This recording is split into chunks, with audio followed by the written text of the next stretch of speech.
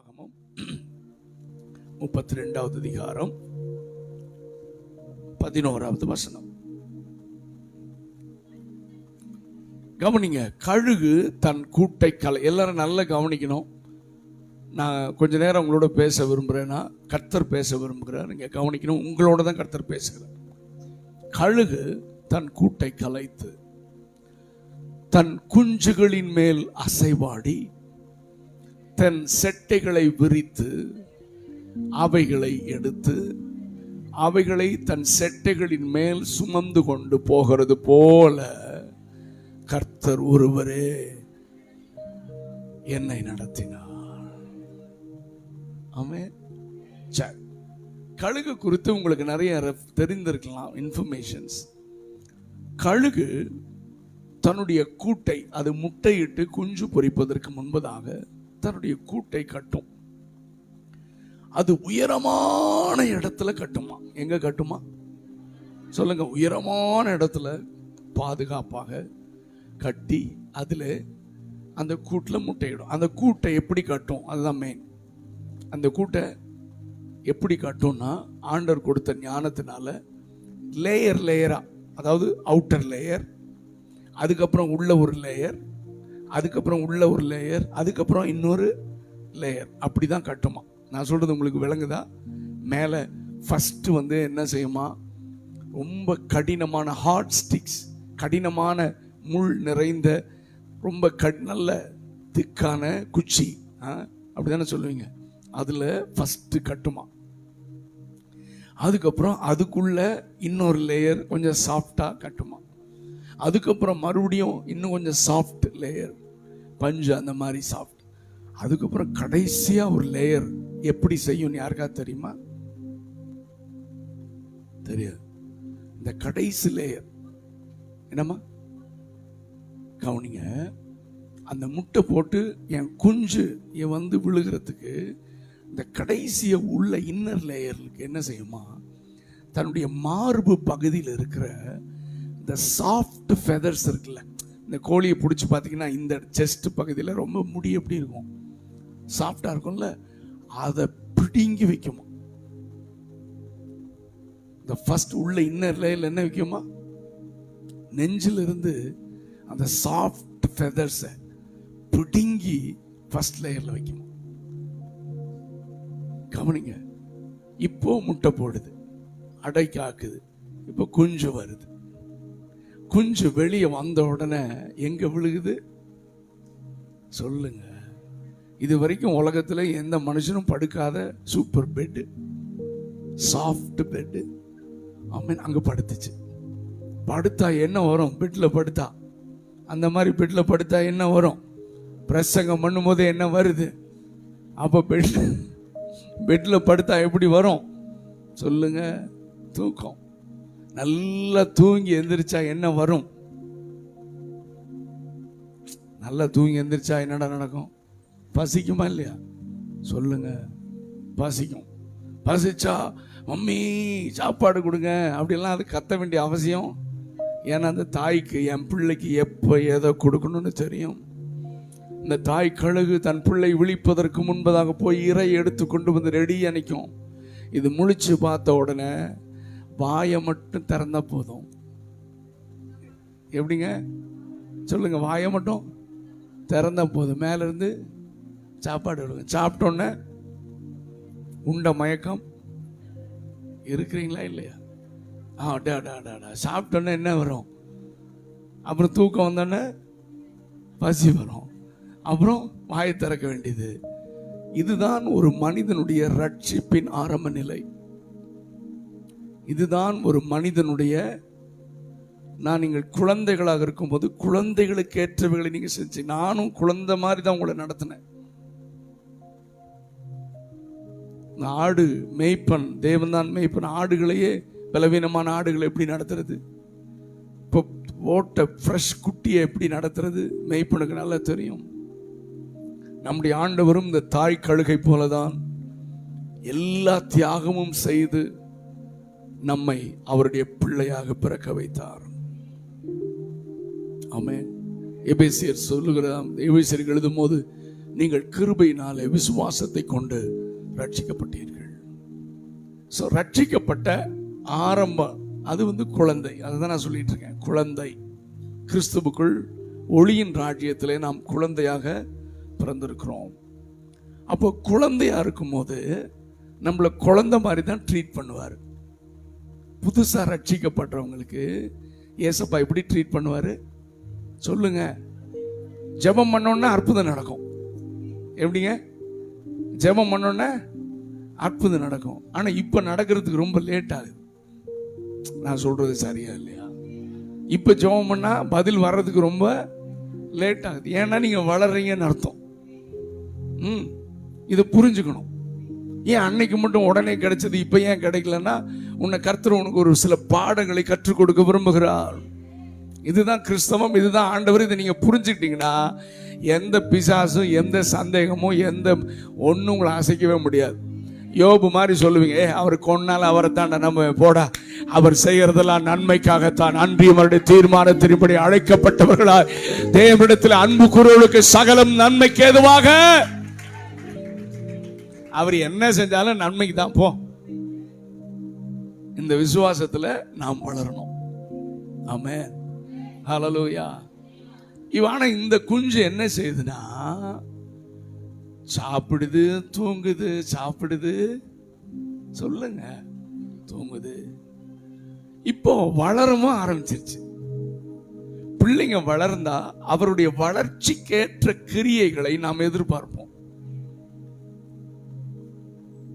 இருக்கிறீங்களா இல்லையா? குழந்தை அப்படின்னா அம்மா அப்பா கக்கா கழுவி விடுவாங்க. என்னடா இப்ப கழுவி விடுறாங்களாடா? உததான் கிடைக்கும். வளர்ந்துட்டா என்ன செய்யணும்? அவங்கள என்ன செய்யணும்? நான் ரொம்ப பிராக்டிக்கலா பேசுறேன், நீங்க புரிஞ்சுக்கிறதுக்கு. ஆண்டவர் உங்களோட டீல் பண்றார். குழந்தையில அம்மா மடியில வச்சு காக்கா காமிச்சு சோறு விட்டாங்க. வளர்ந்த பிறகு பெரம்பு தான் இருக்கும். ஒழுங்கா சாப்பிடு, காய்கறியை ஒதுக்காத, சாப்பிடுற, வேஸ்ட் பண்ணக்கூடாது, சாப்பிடுங்க சொல்லுவாங்களா? எங்க அப்பா ரொம்ப கொடுமையான ஆளு. ஒரு சாப்பாடு சிந்திச்சுனாலே அடி விழுகும். ஒரு சோறு சொல்லுங்க சிந்திச்சுனாலேயோ மிச்சம் ஒரே ஒரு பருக்க இருந்துச்சுன்னா அடி விழுகும். அவங்க சொல்லுவாங்க, எத்தனையோ பேர் சாப்பாடு இல்லாம இருக்காங்க, ஆண்டவர் நமக்கு சாப்பாடு கொடுத்துருக்காரு, ஒழுங்கா என்ன செய்யும். ஆனா இப்ப பிள்ளைங்க பாதி வேஸ்ட் பண்ணுது. சரி, ஓகே, அது நீங்க பாத்துக்கோங்க. அப்போ இது வளருது. ஆனா வளர்ந்து எவ்வளவு வளர்ந்தாலும் இது பசி எடுத்தா சாப்பிட்டோன்னா தூக்கம். இந்த தாய் கழுகு பார்த்துச்சு, நான் இவ்வளவு தூரம் இந்த கூடை கட்டி இன்னர் லேயர்ல என்னுடைய சாஃப்ட் ஃபெதர்ஸை பிடுங்கி, மிருதுவான என்னுடைய அந்த இறக பிடுங்கி வச்சு உன்னை பராமரித்து நேரத்துக்கு சாப்பாடு கொடுத்து, நீ ஜெபம் முன்ன பதில் கொடுத்து, நீ வேண்டிக் கொள்வதற்கு முன்னமே அதை நான் எல்லாம் ரெடி பண்ணி, உன் நினைவுகளை தூரத்திலிருந்து அறிந்து, உனக்கு என்ன தேவை என்பதை அறிந்து நான் இவ்வளவு தூரம் பராமரித்ததற்கு காரணம், நீ என்னை போல் வளர வேண்டும், நீ என்னை போல் மாற வேண்டும். ஆமென். இதை நீ புரிந்து கொள்ளாமல் நீ இன்னும் குழந்தையாகவே இருக்க விரும்புகிறாய். இன்றைக்கு கிறிஸ்தவம் அப்படித்தான் இருக்கிறது. ஆவிக்குரிய உலகம் அப்படித்தான் இருக்கிறது. ஆண்டவர் அதைத்தான் திரும்ப திரும்ப சொல்லுகிறார், நாம் வளர வேண்டும். வளர்ந்து அந்த தாய் கழுகுக்கு ஒரு தரிசனம் இருந்தது. என்னன்னா, இது தன்னுடைய கூட்டில் வாழ்க்கையை முடித்து விடக்கூடாது, என்னை போல இது உன்னதங்களில் பறக்க வேண்டும், என்னை போல உன்னத அனுபவங்களை இது பெற்றுக்கொள்ள வேண்டும். இப்ப ஆண்டவருக்கு நம்ம ஒவ்வொருவர் மேல இருக்கிற ஒரு பெரிய தரிசனம் என்னன்னா, நீங்களும் நானும் குழந்தை விசுவாசியாக இருக்கக்கூடாது, வளர்ந்து கிறிஸ்துவோடு கூட நம்மை உன்னதங்களிலே வீற்றிருக்க செய்திருக்கிறார் என்று பைபிள் சொல்லுகிறது. உன்னத அனுபவங்களை பெற்றுக்கொள்ளணும். ஒவ்வொரு விசுவாசியும் சூப்பர் விசுவாசியா மாறணும், ஜெப வீரர்களா மாறணும். உங்க கிராமத்துல நீங்க தான் உங்க கிராமத்துக்கு பொறுப்பு. உங்க கிராமத்துல என்னன்னாலும் பிசாசை துரத்தி, வியாதி எல்லாம் துரத்தி எல்லாம் சரி பண்ணி அந்த ஆத்மாவுக்கு பேசிக் காஸ்பல், அடிப்படையான சுவிசேஷத்தை சொல்லி அங்கேயே அவங்கள உருவாக்கி சர்ச்சை கூட்டிட்டு வந்துடணும். ஒவ்வொருத்தரும் அப்படி செய்யணும். வேலை ஸ்தலங்கள்ல நீங்க அப்படி ஊழியம் செய்யணும். இதைத்தான் கர்த்தர் எதிர்பார்க்கிறார். சும்மா எப்போ வந்தாலும் நல்லா சாப்பிட்டுட்டு, சாப்பாடு சாப்பிட்றத சொல்லல, பிரசங்கம் கேட்குறது, நல்ல சாப்பாடு, ஆவிக்குரிய சாப்பாடு, நல்ல பிரசங்கம் கேட்டுக்கிறது, அப்புறமேல் போய் தூங்குறது, அப்படின்னா செயல்படாமல் இருக்கிறது. தேவனுக்காக தேவ ராட்சிய சிந்தையோடு செயல்படாமல் உங்க சொந்த வேலையை பார்த்துட்டு நீங்க உங்க குடும்பம் வேலை, இதுதான் தூங்குறது. ஆவிக்குரிய உறக்கம். ஆண்டவர் சொன்னா தூங்குகிற நீ என்ன செய்யணும்? எழுமணும். மரித்தோரை விட்டு எழுமணும். நீ கிரியை செய்யணும். ஆக்டிவ் பிலீவரா இருக்கணும். நீ செயல்படுகிற விசுவாசியா இருக்கணும். சர்ச்சில் இருக்கிற ஒவ்வொரு விசுவாசியும் குழந்தை விசுவாசியா இருக்கக்கூடாது. நீங்க குழந்தையா புதுசா வரும்போது ஆண்டவரும் அப்படித்தான் நடத்துவார், பாஸ்டரும் உங்களை குழந்தை மாதிரி தான் நடத்துவார். ஆமென். ஆமா, உங்களுக்கு பண்ற பிரசங்கமும் ஒரு வாரத்தில் பேசினா யாராவது ஒருத்தர் புதுசா வந்தாங்கன்னா அவங்களுக்கு கொஞ்சம் பால் ஆகாரம் கொடுக்கணும். ஆனா விசுவாசிகளுக்கு என்ன செய்யணும்? வளர்ந்தவர்களுக்கு கடினமான ஆகாரம் கொடுக்கணும். ஆமென். இருக்கிறீங்களா இல்லையா? ஆனா நம்ம ஆளு எப்பொழுதுமே பால் கொடுத்தா நல்லா இருக்கும்ன்றான், கடினமான ஆகாரம் வேணான்றான். கவனிங்க. ஸோ நீங்கள் நல்ல சபையில் வைக்கப்பட்டிருக்கிறீங்க, நல்ல வேதத்தை போதிக்கக்கூடிய சத்தியத்தில் நிற்கிற ஒரு தேவ மனிதனை கர்த்தர் உங்களுக்கு ஊழியக்காரராக, போதகனாக, மேய்ப்பனாக கர்த்தர் கொடுத்திருக்கிறார். நீங்கள் பாக்கியவான்கள். இந்த சபையில் நீங்கள் வளர்ந்து உங்கள் வளர்ச்சிக்கேற்ற கிரியைகளை வெளிப்படுத்த வேண்டும். ஆமென். வளர்ச்சி, ஆவிக்குரிய முதிர்ச்சி. ஆமென். முதிர்ச்சி அடைய. லோத்து வேணாம் பிரிச்சுக்கலாம், நீ ரைட்ல போனா நான் லெஃப்ட்ல போறேன், நம்ம வாழ்க்கையை பார்த்துக்கலாம்னா அவனுக்கு முதிர்ச்சி தெரில. அவனுக்கு அதாவது அவனுக்கு என்ன செய்யணும்னா, லோத்தின் மேய்ப்பருக்கும் ஆபிரகாமின் மேய்ப்பருக்கும் வாக்குவாதம் வந்துச்சு. நான் லோத்துவா இருந்திருந்தேன்னா நான் என்னுடைய மேய்ப்பரை கூப்பிட்டு பலார்னு அரைஞ்சிருப்பேன். யாரு கூடடா வாக்குவாதம் பண்ற? இந்த மனுஷனோட இருக்கிறதுனால தான்டா நமக்கு ஆசீர்வாதம். நீ பார்க்கிற இந்த ஆசீர்வாதம் எல்லாம் இந்த மனிதனோட, இவர்தான் தரிசனம் பெற்றவர், இவர்தான் வாக்கு தத்தம் பெற்றவர், அவரோடு கர்த்தர் இருக்கிறார். எனக்கு தரிசனமும் கிடையாது, வாக்கு தத்தமும் கிடையாது, அழைப்பும் கிடையாது. இந்த மனுஷன் பின்னால ஒட்டிட்டு வந்ததுனால அங்க வர்றது என்னமோ சொல்லுவாங்க, எதுக்கு பாயுறது, எதுக்கு பாயுதுமோ சொல்லுவாங்களே. நெல்லுக்கு பாயுறது, புல்லுக்கும் பாயுது. அந்த புல்லு தான் லோத்து. அவன் அப்படி பாஞ்சு இவனும் பெரிய ஆளானோடனே, ஓஹோ நம்மளும் என்னதான் பெரிய ஆள் தான் போல இருக்கு அப்படின்னு, சரி இந்த ஆளை கழட்டி, இந்த ஆள் கூட இருந்தா நம்ம இப்படியே தான் இருக்கணும், இந்த ஆளை கழட்டி எவ்வளவு சீக்கிரம் என்ன செய்யலாம், பேசுங்க சீக்கிரம். வெளியே போனா நம்ம தான் ராஜா, நம்மளை கேட்க யாரும் இல்லை. நீ போனாதான் நீ ராஜாவா கூஜாவான்னு தெரியும். இருக்கிறீங்களா இல்லையா? கர்த்தர் உங்களை எங்க வச்சிருக்காரோ அங்க இருந்த மரியாதையா இருந்தீங்கன்னா நமக்கு ஆசீர்வாதம். ஆமென். ஹல்லேலூயா. இந்த லோத்து பாருங்க, வெயிட் பண்ணிட்டே இருக்கான், இவர் என்ன சொல்லுவார் பார்க்கலாம். யாரு? மாம்சத்துக்குரியவன். ஆனா ஆவிக்குரிய அந்த ஆபிரகாம் என்ன சொல்றாரு சொல்லுங்க? இதுதான் முதிர்ச்சி. இதுதான் என்னது? இங்க பாருங்க, இதுதான் என்னது? முதிர்ச்சி. ஆபிரகாம் என்ன சொல்றாரு? மா நீங்களும் நானும் தம்பி, நீ சகோதரர், தன்னுடைய சகோதரனுடைய மகன் தான் சொல்ற, சகோதரர் நீ வலதுபுறம் போன, நீ இடதுபுறம் போறேன், நீ இடதுபுறம் போயிட்டே என்ன செய்யறேன், வலதுபுறம், உன்னோட சாய்ஸ் தம்பி, எனக்கு எந்த வருத்தம் இல்லை. என்ன முதிர்ச்சி பாருங்க.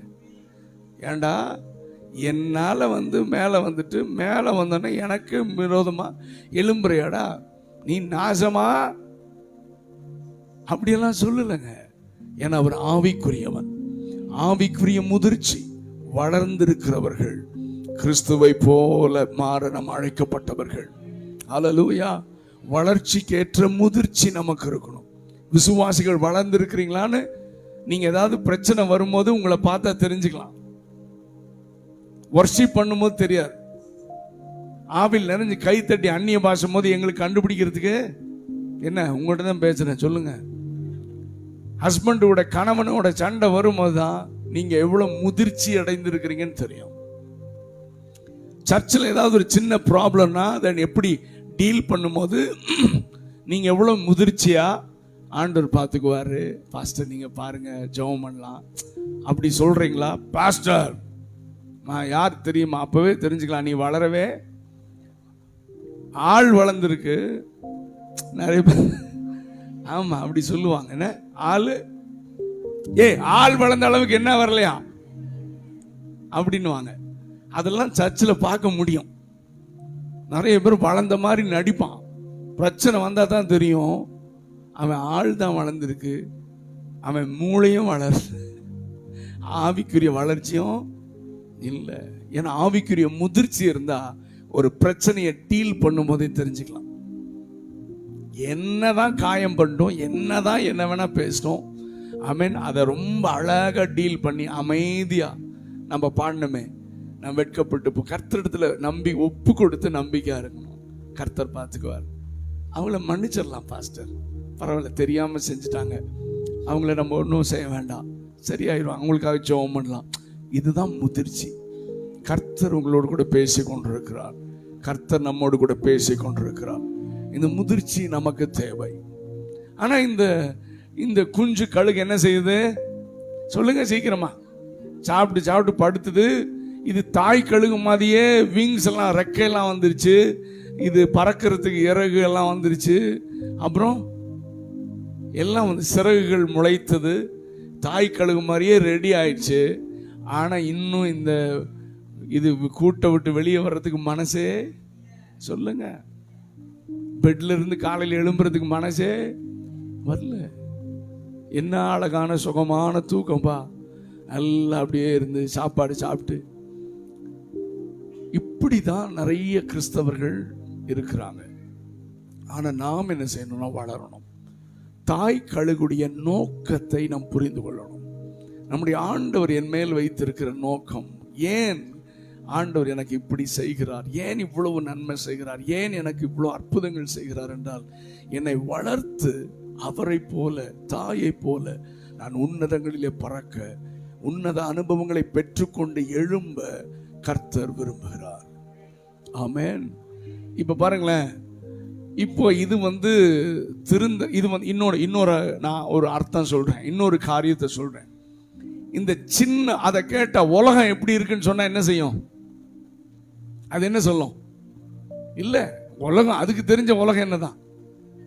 கூடுதான். அது சொல்லும் உலகம் சூப்பரா இருக்கு, சின்னதா இருக்கு, இல்ல சூப்பரா இருக்கு. என்னது சூப்பரா இருக்கு? ஐயோ ரொம்ப நல்லா இருக்குங்க, ஒரு பிரச்சனை இல்லைங்க, நல்ல அதுக்கு. ஏன்னா வெளியே ஒரு பெரிய உலகம் இருக்குன்னு அது என்ன செய்யாது. இதுல என்ன ஆண்டவர் சொல்றாருன்னா, நிறைய பேர் ஒரு சின்ன அண்டர்ஸ்டாண்டிங் உள்ள இருப்பாங்க.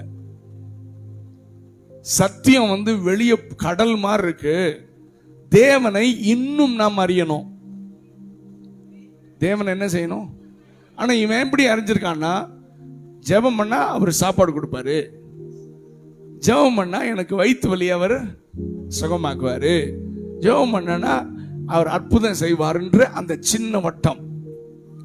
அதுக்கு மேல கர்த்தர் இன்னும் என்னிடத்தில் என்ன எதிர்பார்க்கிறார், கர்த்தர் எனக்கு என்ன செய்வார் என்று எதிர்பார்க்கிறது குழந்தை. நான் அவருக்கு என்ன செய்ய வேண்டும் என்று கேள்வி கேட்கிறவன் வளர்ந்தவன். ஆமென். அப்போ நம்ம மைண்ட் செட் எப்படி இருக்கு? நான் ஆராதனைச்சா என்ன கிடைக்கும்? சர்ச்சுக்கு வந்தா நாங்க ஓப்பன் ஏர் மீட்டிங் எல்லாம் போவோமா? யாரும் சர்ச்சுக்கு வாங்கப்பானா என்ன கொடுப்பீங்க அப்படின்னு கேட்பான். என்ன பாஸ்டர் என்ன கொடுப்பீங்க? அவனுக்கு அதான், இவன் கிறிஸ்தவத்துல சேர்ந்தா இவன் ஏதோ என்ன செய்வான், கொடுப்பான். இன்னைக்கு விசுவாசிகளுடைய மனநிலையும் அப்படித்தான் இருக்கு. ஏசப்பாட்ட வருது, ஏசப்பா எனக்கு என்ன செய்வார், என்ன செய்வார், என்ன செய்வார். அவரு பாவம் செய்யறதெல்லாம் செஞ்சுட்டு தான் இருக்காரு. ஆனா அவருடைய இருதய துடிப்பு, அவருக்கு இருக்கிற வலி, ஏன் பிரச்சனையை புரிந்து கொள்ள ஒரு மனிதன் இல்லையான்னு கர்த்தர் தேடுகிறார். ஒரு மனிதன். ஆண்டவரே நிறைய செஞ்சிட்டீங்க, நான் உங்களுக்கு ஒண்ணுமே செய்யல, நான் உங்களுக்கு என்ன செய்ய சித்தமா இருக்கிறீங்கன்னு ஒரு மனிதன், ஒரு சகோதரி ஜெபிக்க ஆரம்பித்தால் அதை போல சந்தோஷம் ஆண்டவருக்கு வேற ஒன்று. ஐயோ, எனக்காக செயல்பட ஒரு மகள் இருக்கிறாள், என்னுடைய பிரச்சனையை பார்க்க ஒரு மகன் தன்னை ஒப்பு கொடுத்துட்டான்னு அவர் அவ்வளவு சந்தோஷமா உன்னை கர்த்தர் பயன்படுத்த ஆரம்பித்து விடுவார். கரங்களை உயர்த்தி அல்லேலூயா சொல்லுங்க. பைபிள் ரொம்ப ஆண்டவர் சொல், இப்படி நம்ம அவருடைய விருப்பத்தை செஞ்சுட்டா, இவனுக்கு இவ்வளவு தேவை இருக்கு, இவ்வளவு பிரச்சனை இருக்கு, இவன் ஏன் விருப்பத்தையே செஞ்சுட்டு அவன் தேவையை கேட்கவே மாட்டேங்கிறானு அவருக்கு என்ன செய்வாரு? ஆமென், தேவையெல்லாம் சந்திச்சு உன்னை உயர்த்த ஆரம்பிச்சிருவார். இதுதான் கிறிஸ்தவம். இதை தெரியாம தேவை கொடு, சாப்பாடு கொடு, ட்ரெஸ்ஸை கொடு, நாம் காரை கொடு, பங்களாவை கொடுன்னு இயேசு பின்னால போறதுக்கு ஒரு ஒரு ஒரு ஒரு பயங்கரமான ஒரு துர் உபதேச கூட்டம் ஜனங்களை வழி தப்பி போக வைக்கிறது. ஆண்டவர் சொன்னாரு, அதாவது எனக்கு என்ன ஆண்டவர் சொன்னா, ஈசாக்கு சொன்னா ஏசாக்கிட்ட, நான் வயசாச்சு சாக போறேன்ப்பா, ஆனா கொஞ்சம் பசிக்குது, வேட்டைக்கறி எனக்கு ரொம்ப பிடிக்கும், நீ வேட்டையாடி கொண்டு வா, நான் சாப்பிட்டு நான் உன்னை என்ன செய்யறேன். ரெபெக்கா கேட்டா. வாக்குத்தத்தம் பிள்ளை யாரு? யாக்கோபு. யாக்கோபு மேலதான் தேவ திட்டம் இருக்கு அப்படின்னு சொல்லிட்டு, யாக்கோபு மேட்ரு தெரியுமா? உங்க அண்ணன் ஆசீர்வதிக்க அவர் ரெடி ஆயிட்டாரு, ஆனா நியாயப்படி ஆசீர்வாதம் யார் மேலதான் வரணும்? அதுதான் தேவ சுத்தம். உன்னதான் கர்த்தர் சூஸ் பண்ணாரு.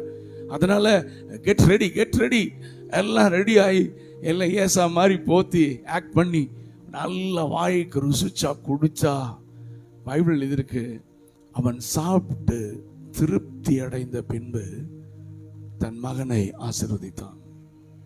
இதுதாங்க மேட்டர். நீ அவரை திருப்திப்படுத்தினால் அப்பாவை அவர் உன்னை ஆசீர்வதிச்சார். ஏசா வந்து கேட்கிறான், எனக்கு ஒண்ணு கூட இல்லையா, எல்லாத்தையும் கொட்டிடுவார். இதுதான் அவரு, இதுதான் எங்க அப்பா. இவன் முதல்ல அவரை நான் திருப்திப்படுத்துறதுக்கு என்ன செய்யணும், அதை மட்டும் நீங்க யோசித்தீங்கனாலே இந்த உலகத்தில் நீங்க ராஜாவா இருப்பீங்க. அவரை நான் திருப்திப்படுத்தணும். என் ஜெப நேரத்தில், என் வேத வாசிப்பு தியானத்தில், ஆத்தும் ஆதாயம் செய்வதில், சபையிலே ஊழியக்காரரோடு இணைந்து ஊழியம் செய்வதில் ஆண்டவரை நான் திருப்திப்படுத்தணும். ஏசப்பாவை திருப்திப்படுத்தணும். ஆமீன். பெரிய பிள்ளைங்கள்லாம் பாருங்க, அப்பா அம்மாவுக்கு ஹெல்ப் பண்ணணும். அப்பா அம்மா ரொம்ப கஷ்டப்படுறாங்க, பிள்ளைக்கு தெரியும், கிச்சன்ல போய் கொஞ்சம் ஹெல்ப் பண்ணணும். அப்பா வேலையிலிருந்து டயர்டா வர்றார், அவருக்கு ஏதாவது நம்ம ஹெல்ப் என்ன செய்யணும். வளர்ந்த பிள்ளைங்க அதை யோசிப்பாங்க. பெற்றோர்களுக்கு நம்ம எவ்வளோ கஷ்டப்பட்டு என்ன படிக்க வைக்கிறாங்க, எவ்வளோ கஷ்டப்பட்டு எனக்கா அவங்களுக்கு நான் ஏதாவது நான் சீக்கிரமாக நல்லா படித்து வேலைக்கு வந்து என் அப்பா அம்மாவை நல்லா வச்சுக்கணும்ல, பிள்ளைங்க அப்படி நினைக்கிறாங்கல்ல. அதே மாதிரி தான் என்னுடைய தகப்பனுடைய விருப்பத்தை, அவருடைய பிரச்சனைகளை புரிந்து கொள்ளுகிற ஒரு மனிதனை கர்த்தர் தேடி வந்திருக்கிறார். எப்ப பார்த்தாலும் என் தேவை, எனக்கு சோகம், எனக்கு அது வேணும் இது வேணும்னு கேட்கிற இந்த கிறிஸ்தவ உலகத்துல ஒரு மனிதன் எழும்பி நான் உமக்கு என்ன செய்ய வேண்டும் என்று கேட்டால் அவருடைய உள்ளம் எப்படி மகிழும் இல்ல? ஆமென். நான் உமக்கு என்ன செய்ய வேண்டும், என்ன செய்யணும்? வாழ்ந்தாலும் இயேசுவுக்கா, மரித்தாலும்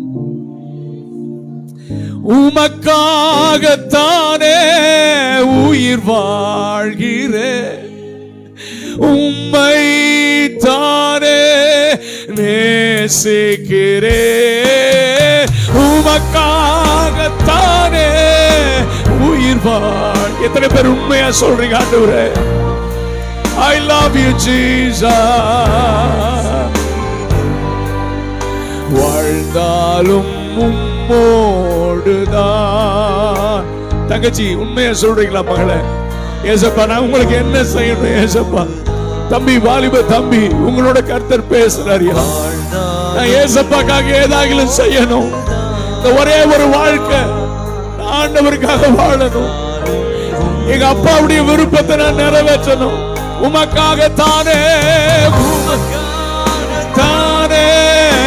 உயிர் வாழ். சொல்லுங்க ஏசப்பா பார்த்து, உம்மை தானே, ஓ உமக்காகத்தானே உயிர் வாழ்கிறேன்,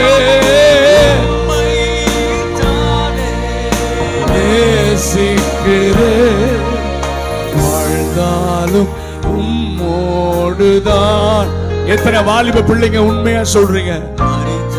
ஒரே ஒரு வாழ்க்கை, உலகத்துக்காக வாழ மாட்டேன், உலக அன்பிற்கு பின்னால போக மாட்டேன், உலக இழுப்புக்கு பின்னால போக மாட்டேன், ஓ ஏசப்பாக்காக வாழ போறேன், எனக்காக ஜீவன் கொடுத்த இயேசு.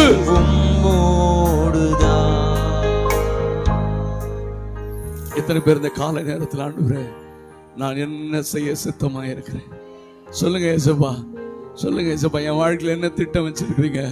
நான் உங்களுக்காக வாழணும் ஏசப்பா, உங்க சித்தத்தை நிறைவேற்றணும் ஏசப்பா. என்னை எப்படி வளர்த்தெடுத்தீங்க? குப்பையிலிருந்து என்னை உயர்த்தி பிரபுக்களோட வச்சிருக்கிறீங்க.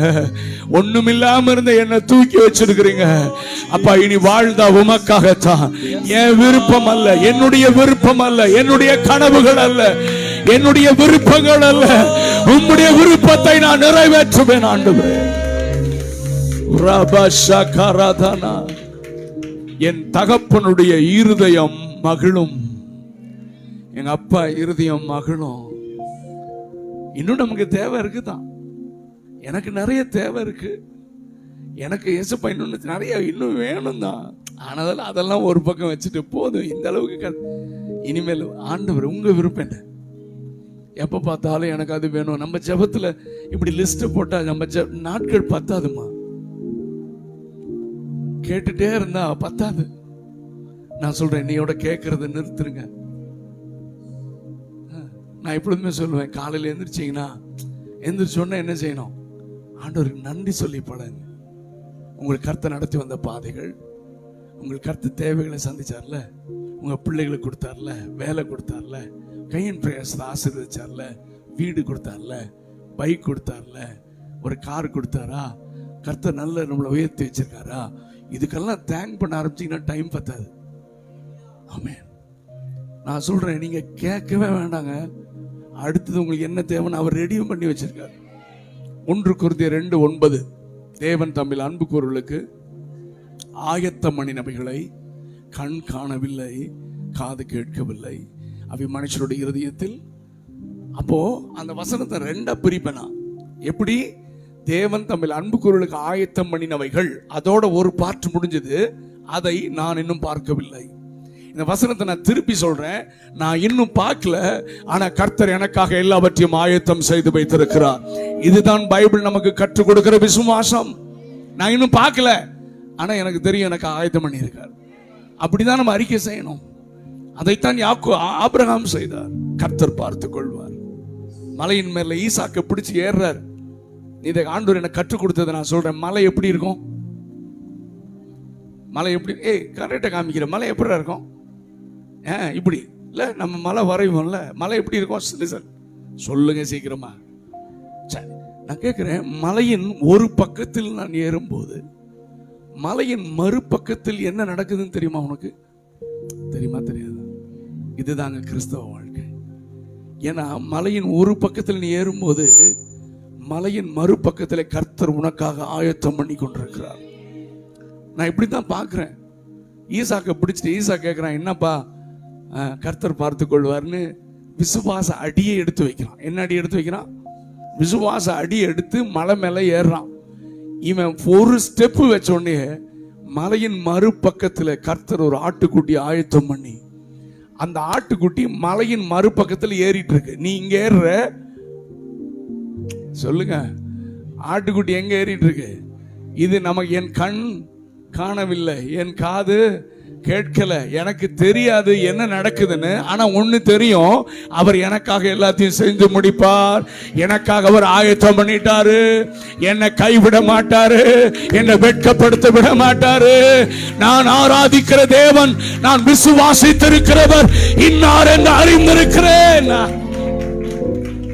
உன் பிள்ளைகளுடைய தேவைகள், உன் பிள்ளைகளுடைய எதிர்காலம், உன்னுடைய எதிர்காலம் எல்லாவற்றையும் அவர் தம்முடைய கரத்தில் வைத்திருக்கிறார். காலங்கள் அவருடைய கரத்தில். அவர் உனக்காக எல்லாவற்றையும் God has prepared everything for you and me. எல்லாத்தையும் ஆயத்தம் பண்ணிட்டார்.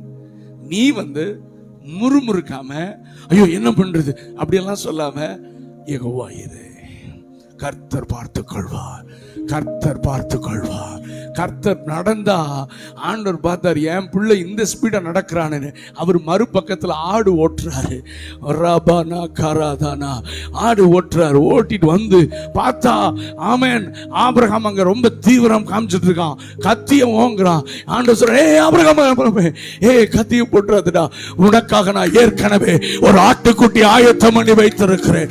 ஆபிரகாம் தன் கண்களை ஏறெடுத்து பார்த்த பொழுது அந்த ஆட்டுக்குட்டி அது வானத்திலிருந்து விழுந்ததல்ல, அது நீ முதல் அடி எடுத்து வைக்கும் போதே உனக்காக கர்த்தர் ஆயத்தம் பண்ணின ஆடு. இன்னைக்கு கர்த்தர் உங்க சொல்றாரு, தேவைகள் இருக்கு, நிறைய தேவை இருக்கு, ஆனா நீ சொல்லு, கர்த்தர் பார்த்துக் கொள்வார். வீட்டுல முறுமுறுக்காதீங்க, ஐயோ என்ன பண்றது ஏது பண்றது, வீட்டுல ஹஸ்பண்ட் அண்ட் வைஃப் இதை பேசாதீங்க. ஆமென், கர்த்தர் பார்த்துக் கொள்வா. கர்த்தரனை நடத்துவா, இதுவரை நடத்துவர் இனிமேலும் நடத்துவா. அவரை நம்புகிற பிள்ளைகள் வெட்கப்பட்டு போவதே இல்லை. கர்த்தரை நம்புகிற பிள்ளைகள் வெட்கப்பட்டு போவது, அதுக்கு நாம் சாட்சி. நம்ம என்ன பிறந்தது இப்படியே பிறந்தோம் இல்ல, குப்பையிலிருந்து தான் உயர்த்தினார். இதுவரையும் உயர்த்தினவர் இனிமேல் நடத்த மாட்டாரா? நடத்துவார். இந்த உலகத்திலேயே என் மேலையும் உங்க மேலையும் அக்கறை இருக்கிறது அவர் மட்டும்தான். தாயுடைய அன்பு கூட மாறுகிறது. இப்போ நான் பார்க்கிறேன், அவங்க எதிர்பார்ப்ப பிள்ளைங்க நிறைவேற்றலைன்னா அம்மா பிள்ளையே உறவு என்ன துண்டிக்கப்படுகிறது நான் பார்க்கிறேன், என் குடும்பத்திலே பார்த்திருக்கேன் நான். ஆனா ஆண்டவருடைய அன்பு சான்ஸே கிடையாது, யோசிக்கவே முடியாதுங்க. என் கற்பனைக்கு அப்பால் இருக்குதுங்க. அவர் ஏன் எப்படி என்ன நேசிக்கிறார்? என்னில் என்ன கண்டார்? எனக்காக ஒரு ரத்தம் சிந்தினார். நல்லவனுக்காக ஒருவேளை ஒருவன் மரிக்க துணிவான், ஆனால் நான் பாவியாக இருக்கும் பொழுது எனக்காக ரத்தம் சிந்தினார். எருசலேமின் வீதிகளிலே சிலுவையை சுமந்து கொண்டு போனது என்னை முன்பாக வைத்து, அதைத்தான் பைபிள் சொல்ற, தமக்கு முன் வைத்திருக்கிற சந்தோஷத்தை அவர் பார்த்ததினாலே அவமானத்தை அவர் எண்ணவில்லையாம். என்ன சந்தோஷம்! என்னுடைய ஒவ்வொரு சொட்டு ரத்தத்திலும் இதன் ஆவுடைய அன்புதூரில் ஒவ்வொரு ஆத்மா எழும்பும். அங்கே ஒரு சபை உருவாகும், என்னை ஆராதிப்பார்கள்.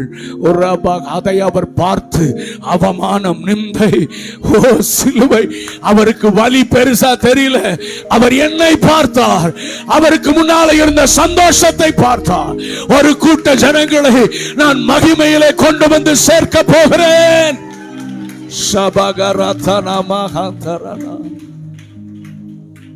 என்னை கண்டார். எங்க பார்த்தாரு? அடி வாங்கும் போது என் முகம் அவருக்கு தெரிஞ்சது. நான் என்ன ஒரு பாரு, அவருக்கு வலிக்கல, அவருக்கு வலிக்கல. என் மேல வர வேண்டிய ஆக்கினையை அவர் ஏற்றுக்கொண்டார். உம்மை போல் யாருண்டு எந்தன் இயேசுநாதா, இந்த பாதலத்தில் உம்மை போல். ஆண்டவர் பார்த்து பாடுங்க பார்க்கலாம். ஆண்டவரே, உம்மை போல் யாருண்டு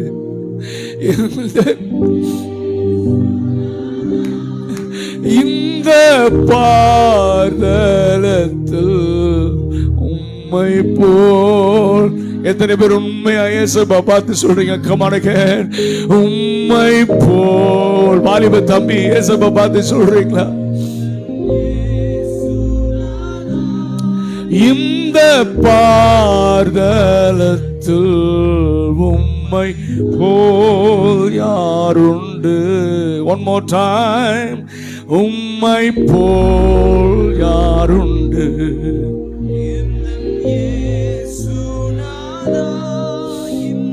பாதலத்தில் உம்மை போல் யாருண்டு? உலகம் மாமிசம் பிசாசு கடியில் அடிமையாகவே பாவி நான் ஜீவித்தே, நிம்மதி இழந்தே, தூய்மையை மறந்தேன், மனம் போல் நடந்தே, என்னையம்மா, எனக்கு இந்த வரி ரொம்ப பிடிக்கும். என்னையா தேடிங்கப்பா, என்னையா தேடினி ஐயா இயேசுநாதா, உம்மை மறந்தவோ துரோகினா, என்னையா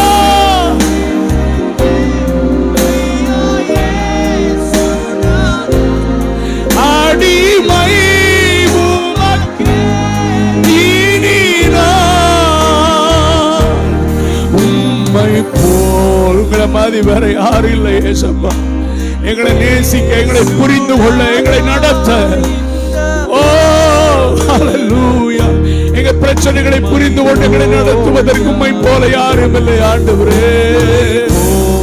யாருண்டு எந்த இயேசுநாதா, இந்த பாதலத்தில் நாம் ஆராதிக்கிற தேவனை போல யாரும். தாயை காட்டிலும் மேலானவர், தகப்பனை காட்டிலும் மேலானவர். உனக்கு உயிர் மாதிரி நேசிக்கிறேன்னு சொல்ற, அதெல்லாம் சும்மா தங்கச்சி. ஏசப்பா தான் உன்னை உயிருக்கு மேல நேசிக்கிறாருமா. ஏசப்பாவுடைய அன்பை மட்டும் பிடிச்சிட்டீங்கன்னா வாழ்க்கையில நீ உயர்ந்திருப்பாய். கர்த்தருனை உயர்ந்த இடத்துல வைப்பா. வேற ரகசியமே இல்லம்மா, வேற ரகசியமே இல்லை. கர்த்தர் தாவீதோடு இருந்தார். எனக்கு ரொம்ப பிடிக்கும் அந்த வசனம். கர்த்தர் யோசேப்போடு இருந்தார், கர்த்தர் யோசுவாவோடு இருந்தார், கர்த்தர் பினகாசோடு இருந்தார். ஒரு பெரிய லிஸ்ட் இருக்கு. அவங்க சக்சீட் ஆனதுக்கு ஒரே காரணம், the only reason, ஏசப்பா அவங்களோட இருந்தார். ஆமென். ஏசப்பா கூட இருந்தா குப்பையை தூக்கி ராஜாக்கள் பக்கத்தில் உட்கார வச்சிரு. No other reason. தேவா, நான் எதினால் விசேஷித்தவன், நீர் என்னோடு கூட வருவதினால் அல்லவா, நீர் என்னோடு இருப்பதினால் அல்லவா, வேற எந்த ரீசன் அல்ல. உன் பிசினஸ்ல நீ நம்பர் 1 வரணுமா, முதல்ல ஏசப்பாக்கு இடம் கொடு. ஜெபத்துக்கு நேரம் இல்லை, பிசினஸ் ரொம்ப இருக்குன்னா உன் பிசினஸ் காணாம போயிடும். ஜெபத்துக்கு நேரம் இல்லை, பைபிள் வாசிக்கலன்னா, படிப்பு நிறைய இருக்குன்னா நீ ஒழுங்கா படிக்க முடியாது. முதலாவது தேவனுடைய ராஜ்யத்தினுடைய நீதியும் தேடுங்கள். ஏசப்பாக்கு முதலிடம் கொடுங்க. எங்க அப்பா நிறைய ஆவிக்குரிய ஒழுக்கத்தில் வளர்த்தாங்க. அதுல ஒண்ணு, மண்டே எங்களுக்கு முக்கியமான எக்ஸாம்ஸ் இருக்கும், ஆனா சண்டே புக்கை தொடக்கூடாது. சண்டே தான் எல்லாம் எக்ஸாம் வைக்கிறான். அதனாலேயே நாங்க நிறைய எக்ஸாம் எழுத முடியல. சண்டே என்ன பெரிய வேலையை கிடைச்சாலும் சண்டே என்ன செய்யக்கூடாது, ஆண்டவருக்கு தான். ஆமென். என்ன நடந்தாலும், அது எவன் கல்யாணம் இருந்தாலும் சரி, அது யார் என்ன ஃபங்க்ஷனாக இருந்தாலும் சரி, நீங்கள் இல்லைன்னா நான் சர்ச்சுக்கு தான் போய். நான் ஆஃபீஸில் அக்ரியில் ஒர்க் பண்ணும்போது எங்கள் ஆஃபீஸில் இருக்கிறவங்க நிறைய ஸ்டாஃப்ஸ் பிள்ளைங்களுக்கு கல்யாணம் வரும். அவங்க வருவாங்க, சார் கல்யாண பத்திரிக்கை எடுத்துகிட்டு என்கிட்ட வரும்போதே சொல்லுவாங்க, சார் சண்டே கல்யாணம், எங்களுக்கு தெரியும் நீங்கள் வரமாட்டீங்கன்னு, முடிஞ்சா சாட்டர்டே வந்து ஜெபம் பண்ணிட்டு போங்க. இதைத்தான் சொல்லுவாங்க. நம்ம என்ன சொல்லுவோம், ஒரு சண்டே தானே, சர்ச்சுங்க ஓடிய போயிடும், கல்யாணம் வராதுல்ல, மறுபடியும் என்ன பார்க்குறீங்க, மாமன் பொண்ணு கல்யாணங்க. யார் கல்யாணம்? அக்கா புள்ள கல்யாணம். நான் இல்லைன்னா எப்படி? நீ போகாம இருந்தா ஆசீர்வாதம், போனீங்கன்னா அந்த கப்பல் ஆடும். பாவம் அவங்க ஆசீர்வாதம் மறக்கணும்னா நீ ஒழுங்கா சபைக்குவா. நீ இல்லை, அவங்க கெட்டு போகணும், குடும்ப வாழ்க்கை நல்லா இருக்க கூடாதுன்னா நீ போ, கல்யாணத்துக்கு போ. நீ தான் யோனா. இருக்கிறீங்களா இல்லையா? இனி யாராவது போனீங்க, இதை ஞாபகம் வச்சுக்கணும். நீங்க சொல்லுங்க, கார்டு கொடுக்கும் போதே, நீங்க நல்லா இருக்கணுமா, கல்யாணம் உங்க குடும்ப வாழ்க்கை ஆசீர்வாதமா இருக்கணுமா, நான் சர்ச்சுக்கு போயிட்டு வந்துடுறேன், சாயங்காலமா வரேன்னு வந்துருங்க. அவன் சொல்லுவான், தயவு செய்து போயிட்டு வா, நீ வந்துடாத என் பக்கம். நீ சொல்லு, நான் வந்த பிரச்சனையாகும்னு சொல்லு. இருக்கிறீங்களா இல்லையா? எத்தனை பேரை கெடுத்தீங்க அப்படி போய். சர்ச்சை விட்டுட்டு போய் போய் போய் பாவம் அந்த குடும்பம்லாம் யோசிக்கிறான், ஆமா, ஓ நான் தானா, நீ தான். உன்னை கடலை தூக்கி போட்டா சரியாயிரலாம், அமைதியாயிரும். ஆமென். அப்ப நான் வளரணும். சரி, மறுபடியும் கூட்டுக்கு வரலாமா? எங்க வரலாம் சொல்லுங்க. கூட்டு. இந்த அம்மா பார்த்துச்சு, இது விளங்குற மாதிரி, இது வெளியே வர்ற மாதிரி ஐடியாவே. எப்போ பார்த்தாலும் இயேசுவே தாரும், என்னை ஆசீர்வதியும், என் பிள்ளைகளை ஆசீர்வதியும். இடுப்பு வலி ரொம்ப நாளாக இருக்கு, கால் வலி இருக்கு, மூட்டு வலி இடுப்பு வலி எல்லாம் வரும். அது இருக்கட்டும். என்ன பிரதர், இதுதான் பிரசங்கமா? இதுதான் பைபிள் சொல்லுது. வயசானா அந்த வலி என்ன செய்யும்? உங்களுக்கு வலிக்காகவே நாங்கள் ஜெபம் பண்ணிட்டு இருந்தா வேற வேலை இல்லையா? வெளியே இருக்க ஆத்துமாக்களை யார் ரட்சிப்புக்குள்ள கொண்டு வர? உங்களுக்கு ஹீலிங் க்ரூசைட் வச்சுட்டு இருக்கிறது எங்க வேலையா? நான் சொல்றேன், வலி இருக்கட்டும். ஆமேன். வர மாட்டேங்குது. வலி இருக்கட்டும், மூட்டு வலி இருக்கட்டும், அதுக்கு ஏதாவது எண்ணெய் போடு. இடுப்பு வலி என்ன செய், ஏதாவது போடுங்க, அது இருக்கட்டும். ஆனா தேவனுடைய ராஜ்யத்தை தேடுங்க. என் மூட்டு வலி, என் இடுப்பு வலி ஜெப நேரத்தை தடுக்க கூடாதுன்னு சொல்லுங்க. என்னுடைய தேவைகள், என் நெருக்கங்கள், நான் இயேசுவோடு நெருங்குவதை தடுக்க முடியாதுன்னு சொல்லுங்க. நீங்க இப்படி போனீங்கன்னா அது வேற பக்கம் ஓடிடும். இதுதான் மேட்ரு தான். இதுதான் கிறிஸ்தவம், இதுதான் பைபிள் சொல்லுது. ஆனா இந்த குஞ்சு கழுகு எப்பவுமே இப்படி நல்லா இருங்க, இது வளர்ந்துருச்சு, அது கொஞ்சம் நல்ல உள்ள கம்ஃபர்டா இருக்கு, உள்ள உட்காந்துருச்சு. இந்த தாய் கழுகு பார்த்து இது வேலையாகாதுன்னு சொல்லி முதல் என்னாச்சுன்னா, தன் மார்பில் இருந்து பிடிங்கி வச்ச அந்த சாஃப்ட் இறகுகளை அதே தூக்கிடுச்சு. உனக்கு ஆண்டவர் வந்து ஆசீர்வாதம் கொடுத்துருக்கா, கம்ஃபர்ட் ஜோன் கொடுத்துருக்கா, நல்ல ஜாலியாக தானே இருக்க. நீ அவர் சித்தம் செய்யலைன்னா லேசா அதை உருகிடுவார். பாக்குறீங்க, கை வைப்பாரு. இருக்கிறீங்களா இல்லையா? எதுக்கு? உன்னை உன்னதங்களில் பறக்க வைக்க. உன்னை அழிக்க அல்ல, உன்னை உன்னதங்களில் பறக்க வைக்க. இமைப்பொழுது நான் உன்னை கைவிட்டேன், உருக்கமான இரக்கங்களால் உன்னை சேர்த்து கொண்டேன். பச்சை புழு, வெட்டுக்கிளி எல்லாத்தையும் நான் தான் அனுப்பிச்சேன். நீ இலை விதைச்சு அறுவடைக்கு முன்னால ஒன்றும் இல்லைல்ல, பயிரில் நான் தான் காலி பண்ணேன். எதுக்கு தெரியுமா? நீ என்கிட்ட திரும்பி வர்றதுக்காக. நீ ஆதி அன்பிற்கு நீ திரும்பி வரணும். என் இறுதியை துடிப்பை நீ புரிஞ்சுக்கணும். என்கிட்ட திரும்பி வந்துட்டு நான் என்ன செய்வேன் தெரியுமா? அது சாப்பிட்டதெல்லாம் ரெட்டத்தனையா உனக்கு திரும்ப தருவேன். நீ இழந்து போனதை நான் ரெட்டத்தனையாக உனக்கு திரும்ப தருவேன். நான் உனக்கு அனுமதித்த இழப்பு, நான் அனுமதித்த ஒரு சில காரியங்கள் உன்னை என் பக்கமாக இழுத்து கொள்வதற்காகத்தானே ஒழிய வேறு எதற்கும் இல்லை. என்னை சரியாக புரிந்து கொள். ஏன், எதற்கு எனக்கு இது நடந்தது என்று கேட்காதே. உன்னை என் பக்கமாக இழுத்து கொள்ள நீ என்கிட்ட வந்துட்டீங்கன்னா நீ இழந்து போனதெல்லாம் 2 மடங்கா நான் உனக்கு திரும்ப தருவேன். ராபா ஷகரா தரா மஹாந்தரான. இதுதாங்க எங்க அப்பா, இதுதாங்க எங்க அப்பா. இழந்ததெல்லாம் கர்த்தர் சொல்ல, இந்த வருஷத்துல உனக்கு நான் திரும்ப தருவேன். முதலாவது தேவனுடைய ராஜ்யத்தை தேடு. ஆதி ஜெப வாழ்க்கைக்கு திரும்ப. ஆதி விட்ட காரியங்கள், ஜெப வாழ்க்கை, வேத வாசிப்பு, ஆத்தும ஆதாயம், சபைக்கு ஜெபத்துக்கு வர்றது, சபை கூடுதலுக்கு வர்றது, ஆண்டவருக்கு முதலிடம் கொடுக்கறது எல்லாம் விட்டுட்டீங்கல்ல. இன்னைக்கு திரும்பி ஒப்பு கொடுங்க. கர்த்தரை இழந்து போனதெல்லாம் உனக்கு திரும்ப தருவார். நீங்க வேணா செக் பண்ணி பாருங்க. இந்த வருஷத்துல கர்த்தர் இழந்து போனதெல்லாம் ரெட்டத்தனையாக உனக்கு திரும்ப தருவார். நீ முதலாவது ஆண்டவருக்கு கனம் கொடு. முதலாவது ஆண்டவருக்கு உன்னை ஒப்புக்கொடு. ஏன் அனுமதிக்கிறீங்கன்னு கேளுங்க. ஏன் ஆண்டவர்? என்ன ஆண்டவர் சொல்லுவார், இதை நீ செய்யணும். நீ முதல்ல இப்படி செஞ்ச, நீ போயிட்ட, உன்னை என் பக்கமா இழுக்கிறதுக்கு எனக்கு வேற வழி தெரியல, அதனாலதான் இதை அனுமதிச்சேன். என்னை நீ தப்பா புரிஞ்சுக்க மாட்டேன்னு நினைக்கிறேன். என்கிட்ட திரும்பி வந்துரு, நான் உனக்கு திரும்ப நான் தருவேன்னு கர்த்தர் நம்மோடு கூட பேசி கொண்டிருக்கிறார். பிசாசு ஆண்டவரை பத்தி தப்பா சொல்லி கொடுப்பான். போனப்ப ஏன் நடந்துச்சு நீ சொல்லு. போ பிசாசு, எங்க அப்பா எனக்கு எதை செஞ்சாலும் நன்மைக்கு தான் செய்வார்னு சொல்லு. பிசாசு உன் இருதயத்துல போடுவான், சந்தேகத்தை போடுவான், ஏசப்பா பத்தி தவறான ஒரு பிக்சரை கொடுப்பான். சுத்தி இருக்க சொல்லுவான், ஏசப்பான்னு போய் இப்படி நடந்தது நீ சொல்லு. இல்ல எங்க அப்பா ஒருபோதும் எனக்கு தீமை செய்ய மாட்டா, அவர் செய்வதெல்லாம் எனக்கு நன்மைக்காகவே. புரிஞ்சுக்கணும்.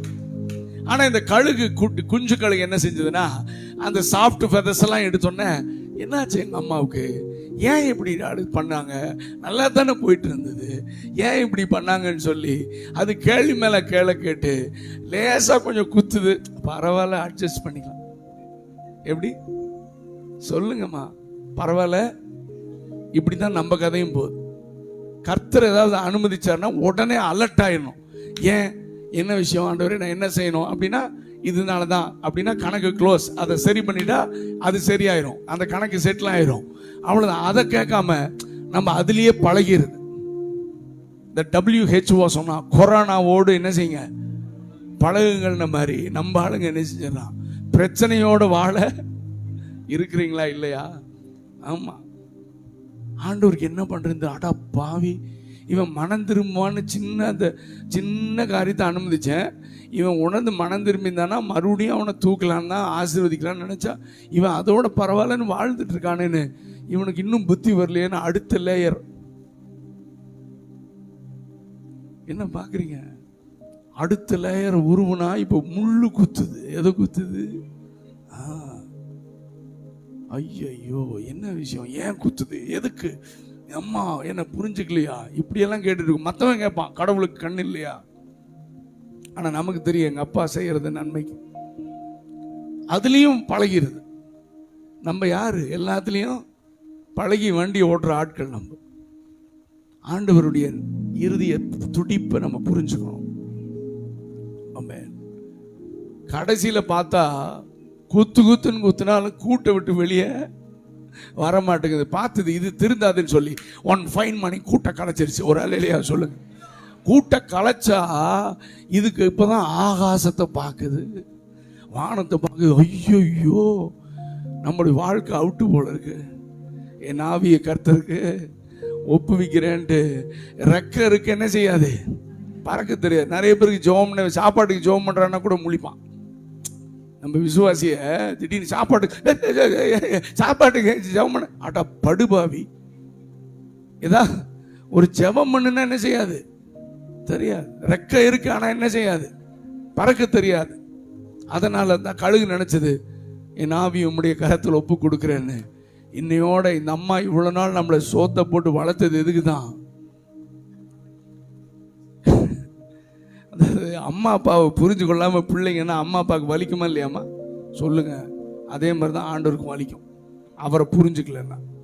இன்னையோட அவுட்டுன்னு வந்து ஒன்று ரக்கருக்கு அடி பழக்கமே இல்லையே, இது பாட்டுக்கு சாப்பிட்டு பிராக்டிஸே இல்லையே. ஜெபம் பண்ணி பிராக்டிஸ் இல்லை, பைபிள் வாசித்து பிசாசை துரத்தி சொல்லுங்க, பிராக்டிஸே இல்லை. அது நேரம் புஷ்ன்னு வருது. தப்பிக்கிறதுக்கு ஏதோ பண்ணுது, ஆனால் ஒன்றும் வேலையாகலை. இன்னும் கொஞ்ச நேரத்தில் கதை முடியுது. ஆனால் ஒரு கண் நம்மை பார்த்து கொண்டிருக்குது. நம்முடைய அழகான கண்கள் என்னை கண்டதாலே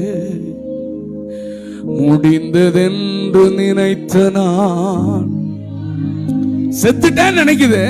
ஆனா திடீர்னு ஒரு சிறகு வந்து அதை தூக்கி கொண்டு திரும்ப உன்னதங்களில் பறக்கிறது. முடிந்ததென்று நினைத்த நான் உயிர் வாழ செத்துட்டேன்னு நினைச்சேன், ஆனா இப்ப உயிரோட கூட இருக்கிறேன். அதுக்கு காரணம் என்னுடைய அம்மா, என்னுடைய ஆண்டவர், என்னுடைய தகப்பன் என்னை திரும்ப தோளில் தூக்கி சுமந்தார்.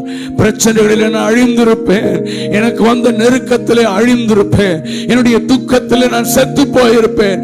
ஆனா இன்றைக்கு சாவாமல் பிழைத்திருந்து உங்களுடைய மகிமையை நான் விவரிப்பதற்கு காரணம் ஓ ரபா ஷாகா தாரானாபா, என்னை சுமக்கிற ஒரு சிறகு. திரும்ப மேல கொண்டு போய் திரும்ப விட அது எவ்வளோ டைம்னு எனக்கு தெரியல. இப்போ கொஞ்ச நேரத்தில் இது சட்டை அடிக்க ஆரம்பிச்சது, சட்டை அடிச்சு பறக்க ஆரம்பிக்குது. அம்மாவுக்கு அவ்வளோ சந்தோஷம். என் பிள்ளையுடைய வாழ்க்கை கூட்டோடு முடியவில்லை, என்னதை போல உன்னதங்களிலே பறக்க ஆரம்பித்து விட்டது. இதை விட எனக்கு வேற சந்தோஷம் இல்லை என்று மகிழ்ச்சியோடு பார்க்கிறது. இது உன்னதங்களில் பறக்கும் போது தான் தெரியும், இவ்வளவு நாள் நான் தப்பு பண்ணிட்டேன், இவ்வளவு நாள் நான் முயற்சி எடுக்கல, நான் ஏற்கனவே பறந்திருக்க வேண்டும், நான் ரொம்ப லேட்டுன்னு சொல்லி உன்னதங்களிலே பறக்க ஆரம்பிச்சது. நீ ஏற்கனவே லேட் ஆயிடுச்சுமா, இன்னைக்கு எழும்பு. தம்பி, வாலிப தம்பி, ஏற்கனவே லேட்டு. நீ ஒவ்வொரு நாளும் நினைக்கிற ஆண்டவரோட இன்னும் நெருங்கணும், இன்னும் ஜெபிக்கணும், ஏசப்பாக்காக எழும்பணும்னு ரொம்ப நாளா நினைச்சிட்டு இருக்க. வருஷங்கள் ஓடிடுச்சு. கர்த்தர் உங்களோட தெளிவா பேசுகிறார். இன்றைக்கு கர்த்தர் சொல்லுகிறார், நீ எழும்பு, நீ எழும்பு. நான் உன்னை உன்னதங்களில் பறக்க வைக்க விரும்புகிறேன். உன்னத அனுபவத்தில் நான் உன்னை நடத்த விரும்புகிறேன்.